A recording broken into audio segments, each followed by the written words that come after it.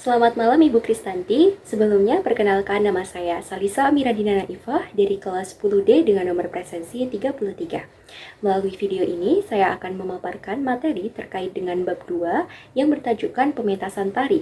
Sebelumnya materi tersebut telah saya muat ke dalam slide PowerPoint yang telah saya buat dan telah saya kumpulkan pula pada kantung pengumpulan di Google Classroom.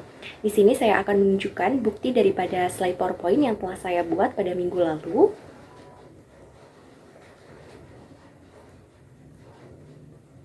Yang mana pada video kali ini saya akan mempresentasikan keseluruhan materi yang termuat di dalam PowerPoint tersebut.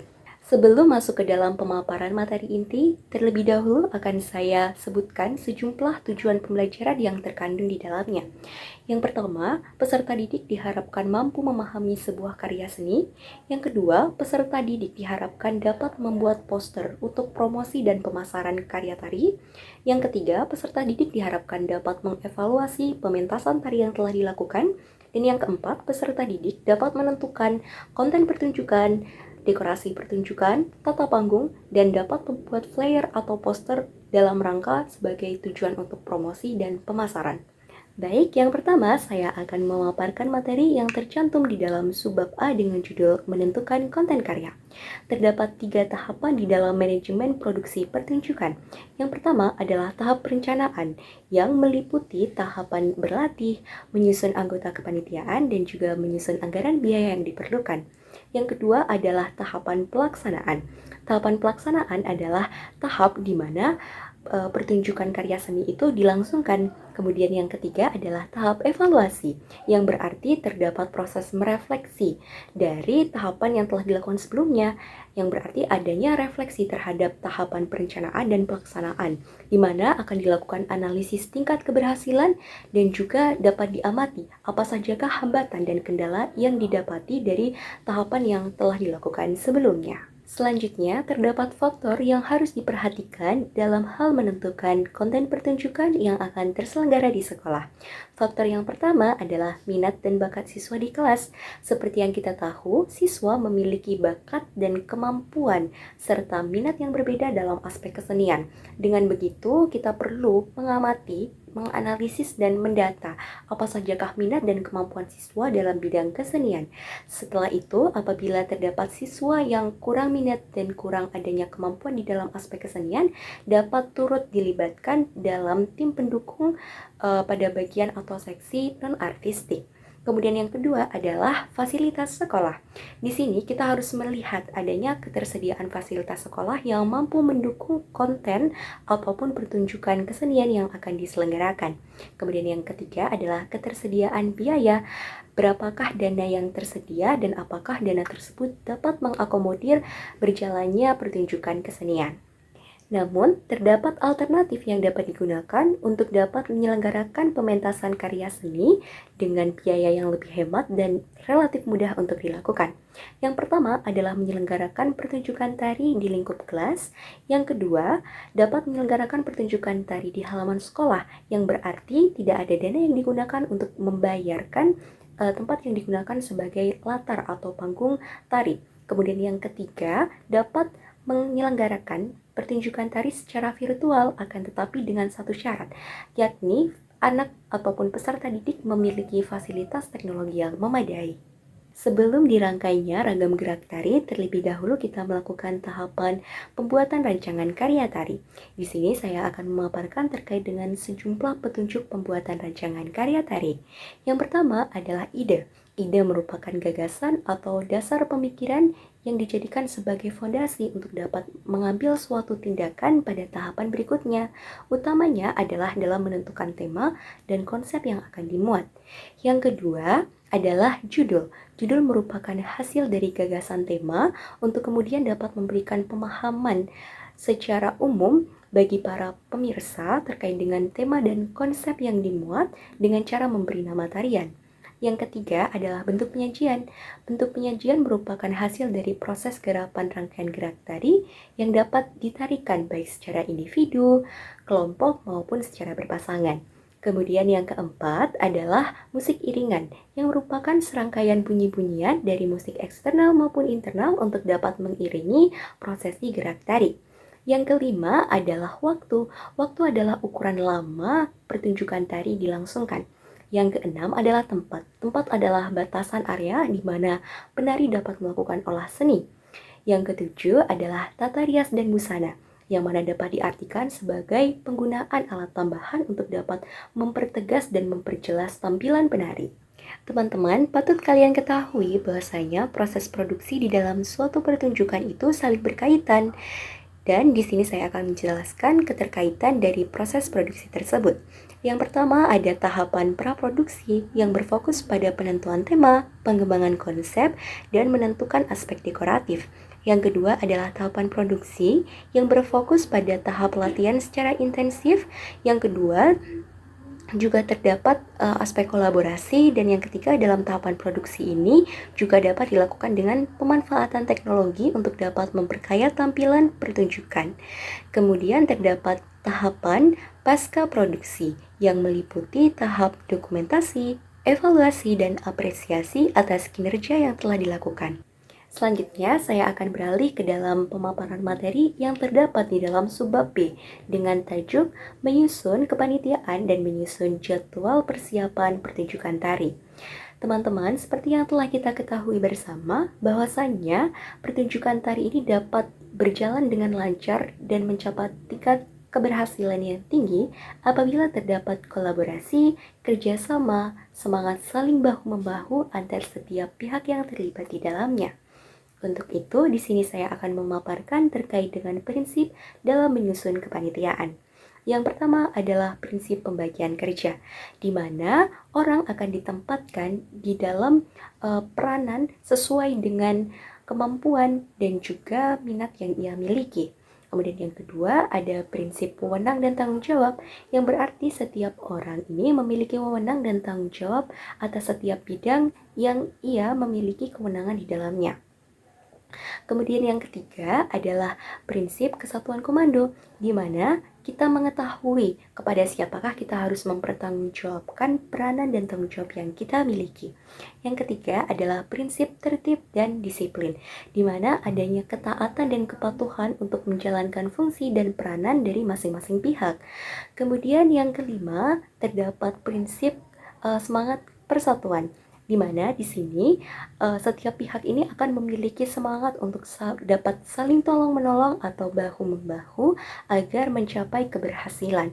Prinsip yang selanjutnya adalah prinsip keadilan dan juga kejujuran, di mana terdapat sifat transparansi atau keterbukaan antar setiap pihak, serta adanya apresiasi atas kinerja yang baik dari setiap pihak yang turut terlibat di dalam proses pertunjukan. Perlu diketahui bahwasanya keberhasilan dari proses pertunjukan seni tidak hanya bergantung dari si seniman itu sendiri atau dari seorang pelaku pertunjukan yang secara langsung tampil di atas panggung seni. Akan tetapi juga dapat didorong atau dipicu dari faktor seperti halnya fungsi manajemen yang baik. Fungsi manajemen yang baik itu terdapat beberapa komponen penyusun di dalamnya, di antaranya yakni yang pertama adalah fungsi perencanaan atau disebut juga dengan istilah planning, di mana kita akan menentukan langkah atau tahapan secara sistematis dan tersusun secara runtut untuk dapat mencapai tujuan yang kita inginkan.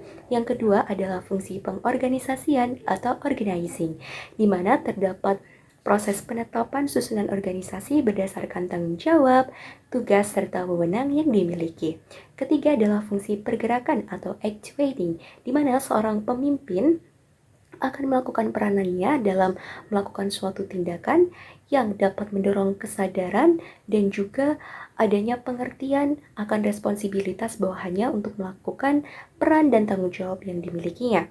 Kemudian fungsi yang keempat adalah fungsi pengawasan atau controlling, di mana pemimpin akan memonitoring atau mengawasi sejauh manakah progres perencanaan telah terrealisasi secara nyata. Selanjutnya saya akan menjelaskan terkait dengan sistem organisasi kepanitiaan yang tergabung di dalam pertunjukan suatu karya seni.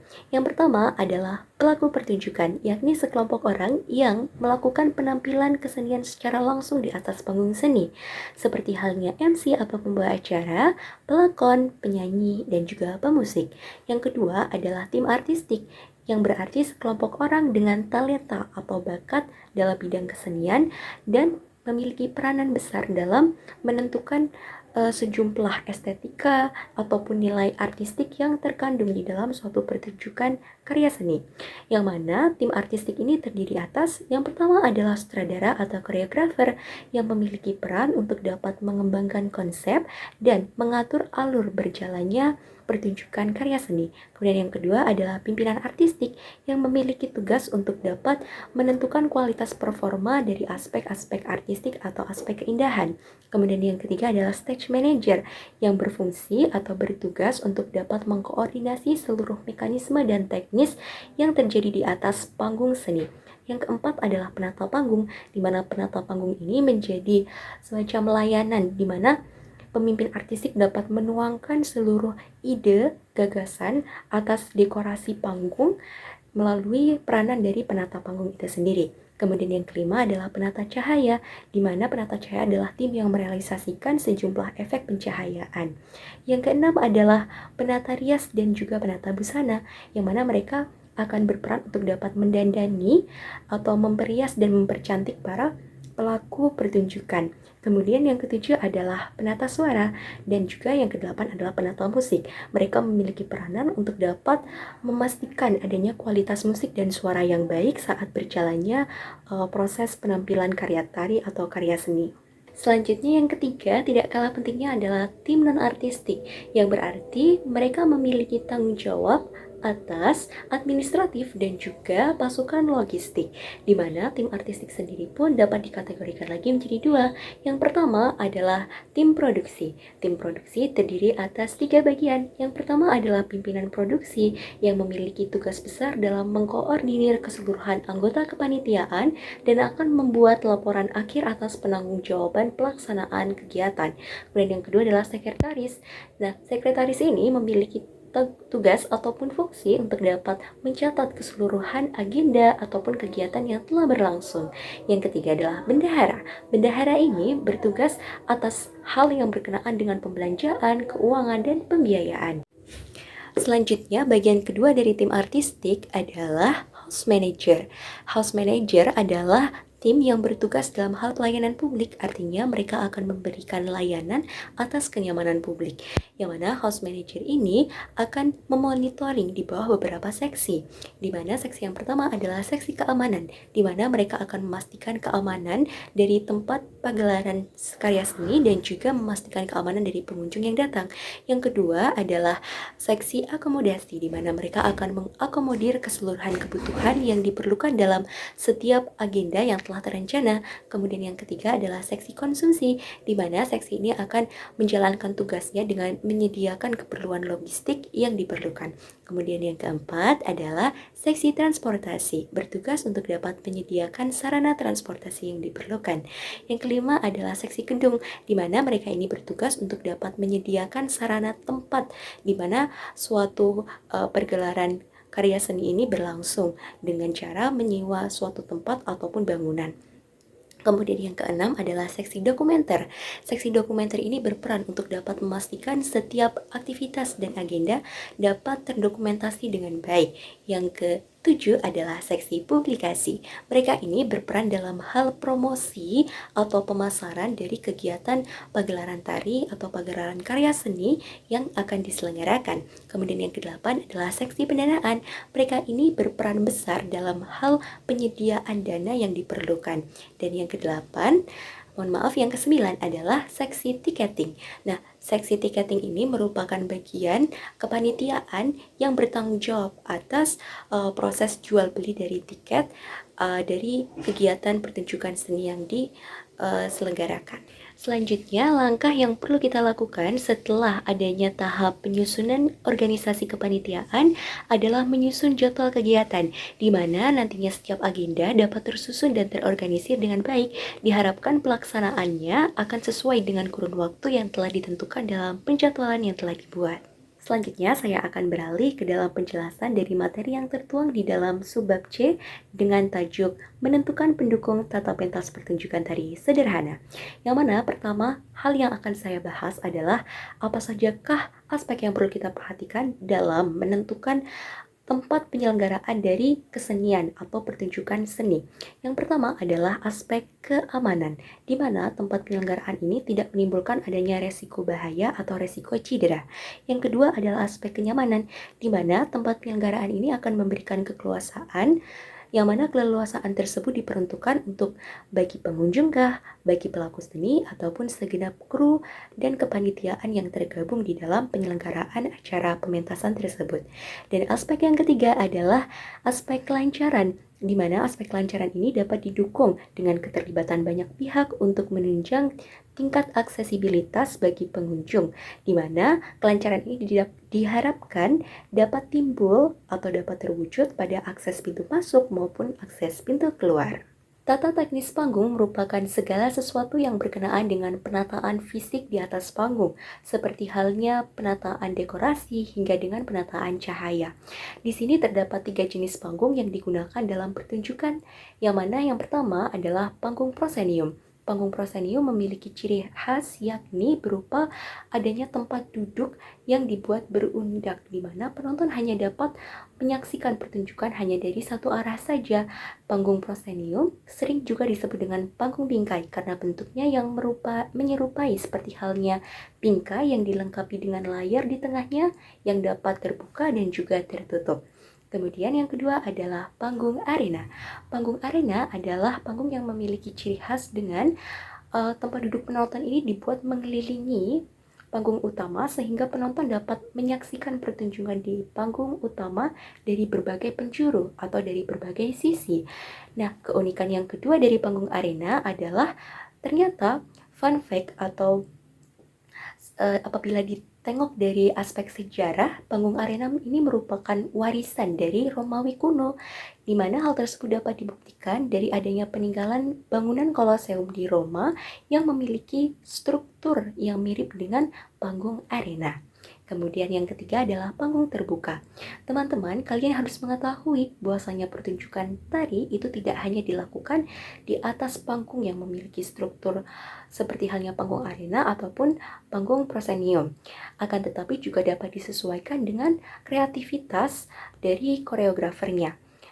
Apabila koreografer menghendaki untuk menggunakan latar panggung dengan suasana sosial atau tanpa mengubah suasana dan akan memunculkan sisi otentiknya, maka dapat digunakan panggung terbuka.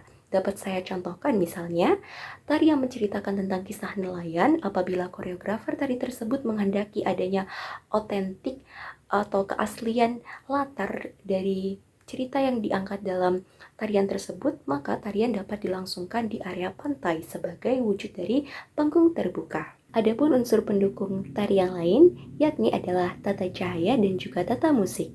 Baiknya kita mengetahui pengertian lebih lanjut terkait dengan tata cahaya.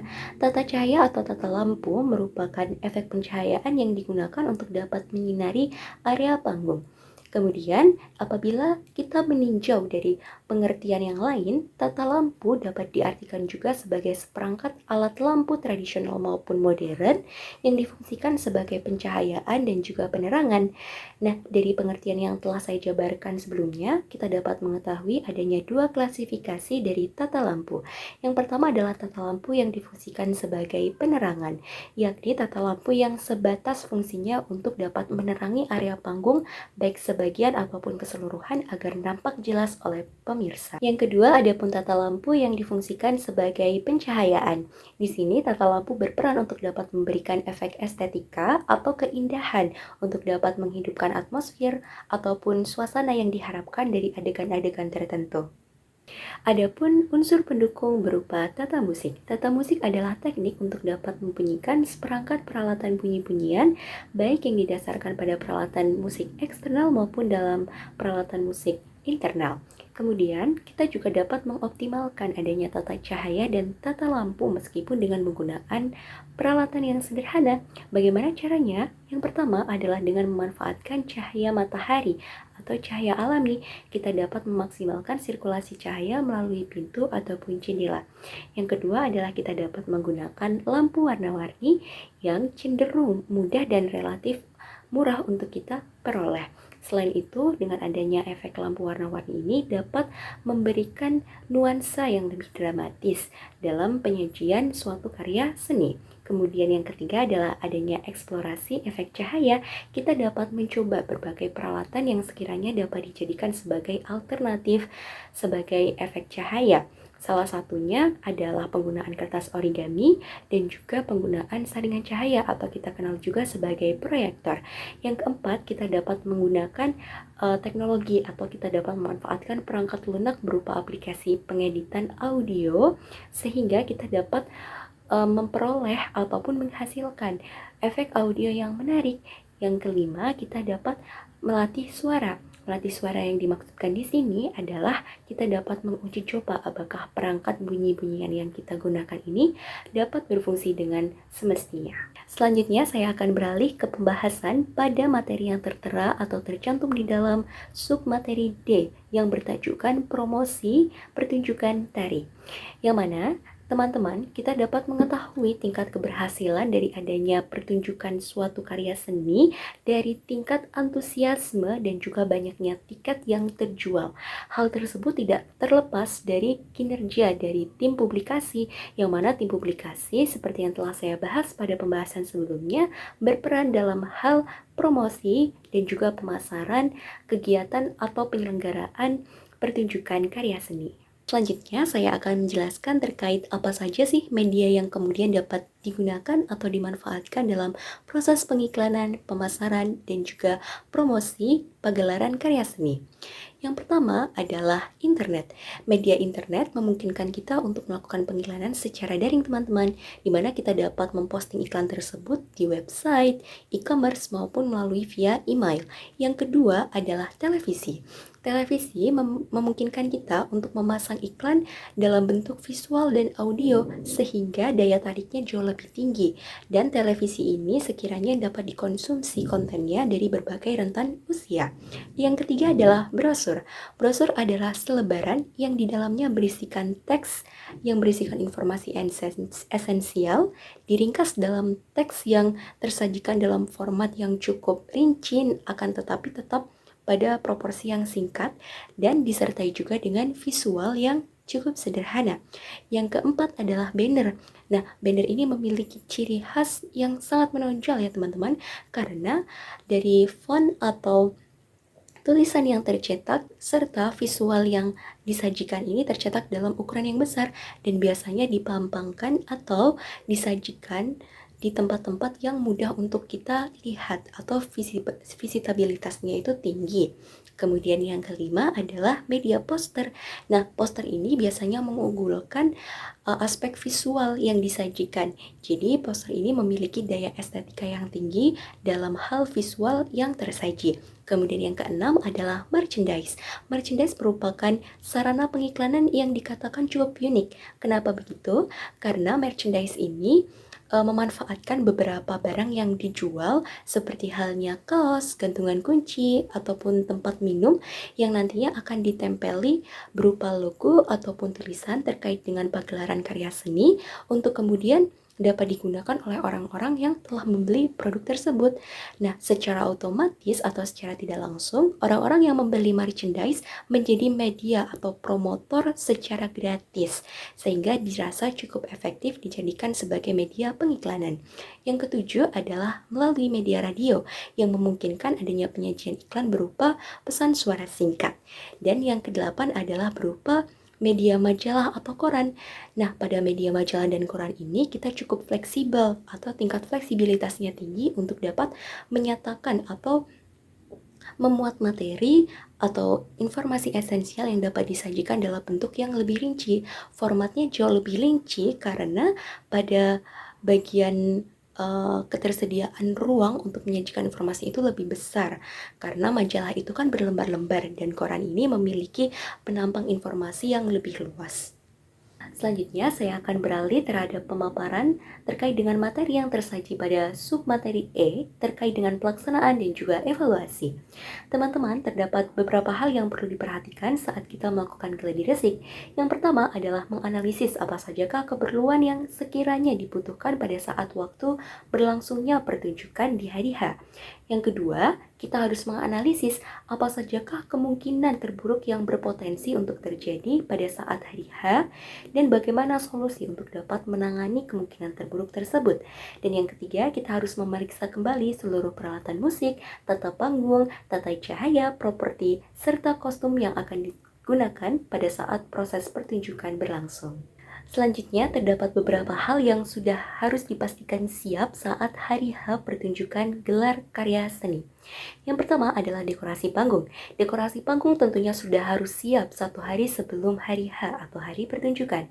Yang kedua adalah kursi penonton. Kursi penonton sudah harus tertata sedemikian rupa dan terorganisir sehingga penonton dapat nyaman dalam menyaksikan suguhan penampilan karya seni. Yang ketiga adalah antisipasi cuaca. Utamanya, antisipasi ini diperlukan apabila pertunjukan diselenggarakan pada panggung yang terbuka, sehingga antisipasi dapat dilakukan dengan penyediaan tenda dengan kapasitas penonton yang besar untuk dapat mengantisipasi terjadinya panas matahari yang begitu menyengat ataupun kondisi hujan lebat. Yang keempat adalah ketertiban.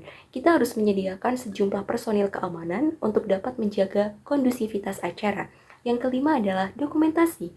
Di sini, seksi dokumentasi berperan penting dalam memastikan bahwasanya setiap agenda dan runtutan acara dapat terdokumentasi dengan baik. Sekian pemaparan materi dari saya. Mohon maaf bila ada salah dalam bertutur kata. Terima kasih.